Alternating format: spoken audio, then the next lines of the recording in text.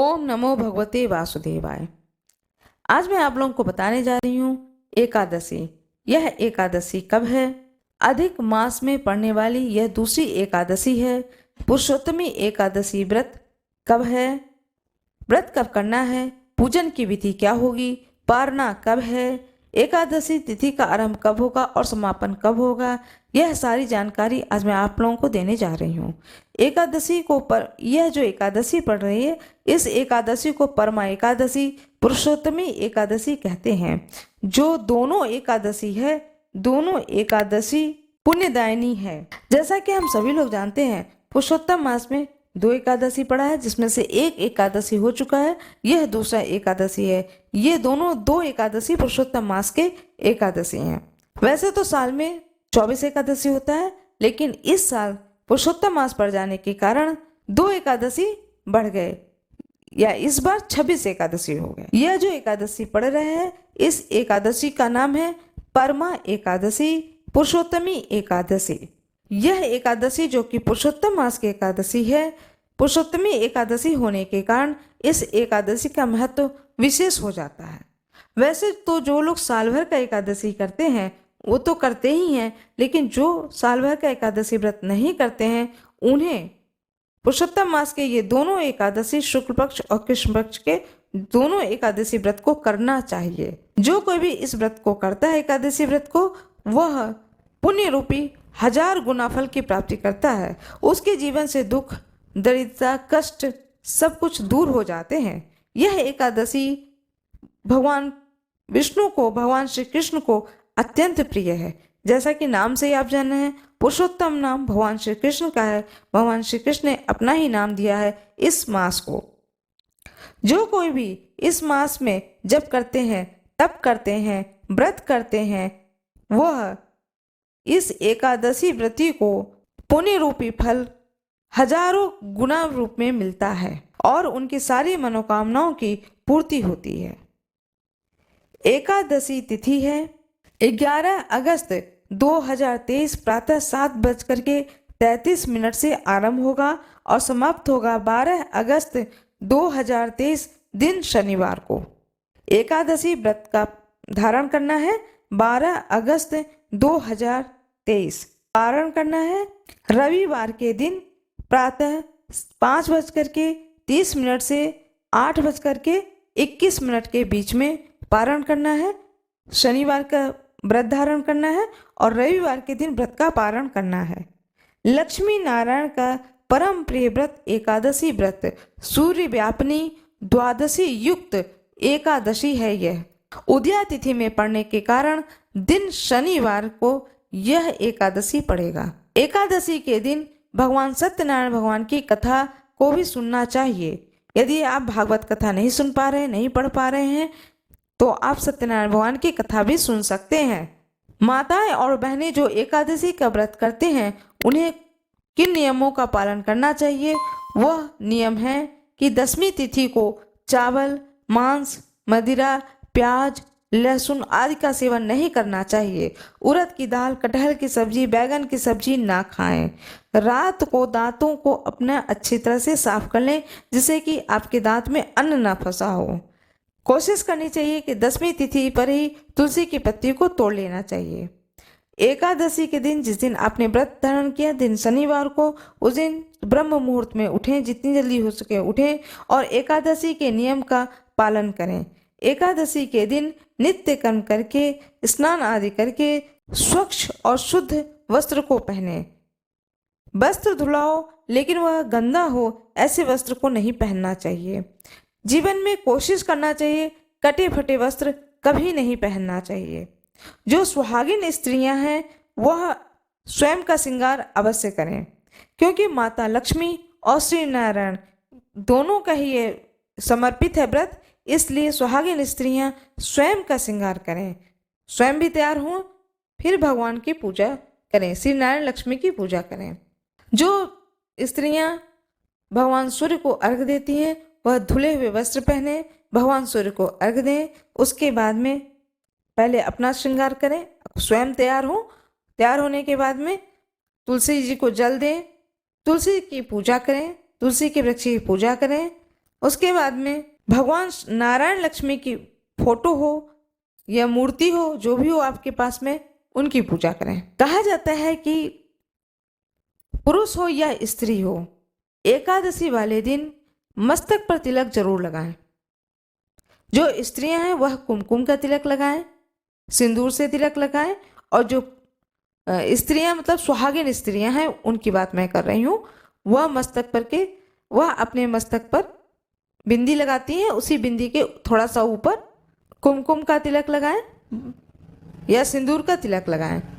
और जो window lady होती हैं वह चंदन का तिलक लगा सकती हैं, पीले चंदन का तिलक लगा सकती हैं, उनके लिए कोई निश्चित नहीं है। जो पुरुष हैं वह लाल चंदन का तिलक करें, पीला चंदन है, रोली है, कुमकुम है, हल्दी है, केसर है, यह अपने सुविधा अनुसार है, अपने इच्छा के अनुसार है, लेकिन मस्तक पर तिलक अवश्य करना चाहिए। अपने मस्तक पर भी तिलक करना चाहिए। भगवान विष्णुनारायण की जो फोटो है या मूर्ति है उनको भी तिलक करना चाहिए। एकादशी के दिन ध्यान रखना चाहिए कि घर में जो व्रती हैं वो तो चावल का उपयोग करते ही नहीं है, लेकिन जो व्रती नहीं है परिवार में अन्य सदस्य, यदि वो व्रत एकादशी का नहीं करते हैं तो कोशिश करनी चाहिए कि एकादशी के कारण घर में चावल ना बनाए। उस दिन चावल नहीं बनाना चाहिए, बैगन की सब्जी नहीं बनानी चाहिए। पूरे घर का वातावरण सुंदर और सात्विक रहता है। जो कोई भी एकादशी का व्रत करता है अपने आप महसूस करेंगे कि आपके घर का वातावरण एकदम से बदल गया। सुबह प्रातः उठ करके जब आप नित्य कर्म कर लें, उसके बाद में सूर्य भगवान को अर्घ दें, स्वयं का श्रृंगार करें, मस्तक पर तिलक करें, तुलसी का पूजन करें। उसके बाद जो भी आप फलाहार बनाएं, फलाहार में आलू है, मखाना भून लेते हैं बहुत लोग, मूंगफली भून लेते हैं, मखाने की खीर बना लेते हैं, और कूटू के आटे की बहुत लोग पूड़ी बना लेते हैं, कूटू का दलिया बनाते हैं, सिंघाड़े के आटे का हलवा बनाते हैं, चरणामृत बनाते हैं। इस तरह से जो आपको सुविधाजनक हो, फल फलहारी हो आपके पास में, तो वह रखें। यह सारी चीज़ों का जो भी चीज़ आप बनाएंगे, जो भी घर में बनेगा फलहारी या बाजार से आपने मिठाई वगैरह मंगाई है, उन चीज़ों पर तुलसी दल अवश्य रखते हैं।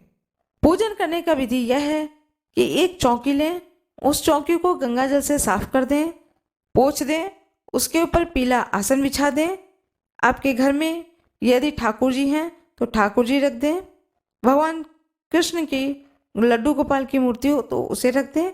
उसी चौकी के ऊपर लक्ष्मी नारायण की फोटो या मूर्ति जो भी है उसे भी उस चौकी पर रख दें। साथ में शंख जरूर रखें, यदि आपके घर में शंख हो तो शंख भी रखें। भगवान विष्णु को शंख बहुत प्रिय है, इसलिए शंख भी उस स्थान पर अवश्य रखें। भगवान को शुद्ध जल से स्नान कराएं।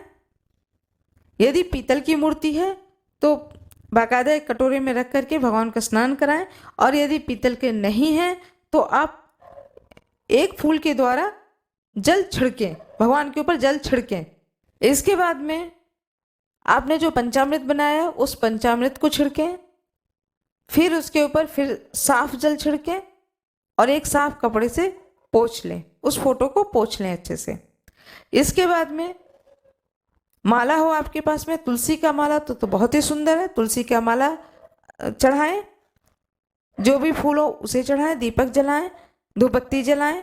जो भी आपके पास में भोग के लिए किशमिश है, काजू है, छुआड़ा है, इस तरह का भी कुछ हो तो उनका भी भोग आप लगा सकते हैं। भोग लगाएं, तुलसी दल उसमें डालें, भोग लगा करके एकादशी के व्रत की कथा को सुने, या तो स्वयं पढ़ लें या सुने।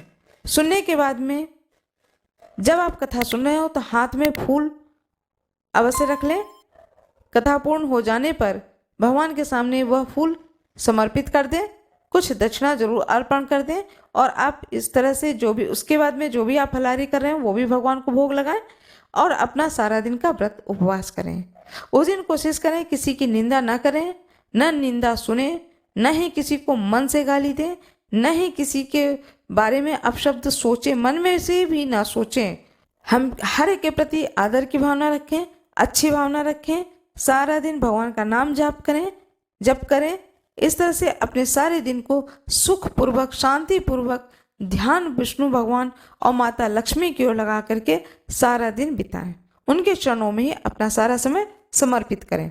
जिन भी स्त्रियों के, जो भी लेडीज़ हैं, उनका यदि पीरियड आ जाता है एकादशी के दिन या फिर घर में कोई सूतक पातक लग जाता है, तो ध्यान रखें कि वो पेट व्रत पूजा करेंगे, व्रत करेंगे। पेट व्रत कहते हैं, पेट व्रत ही कर लो। इसका अर्थ ये होता है कि आप व्रत कर लीजिए लेकिन पूजा ना करें।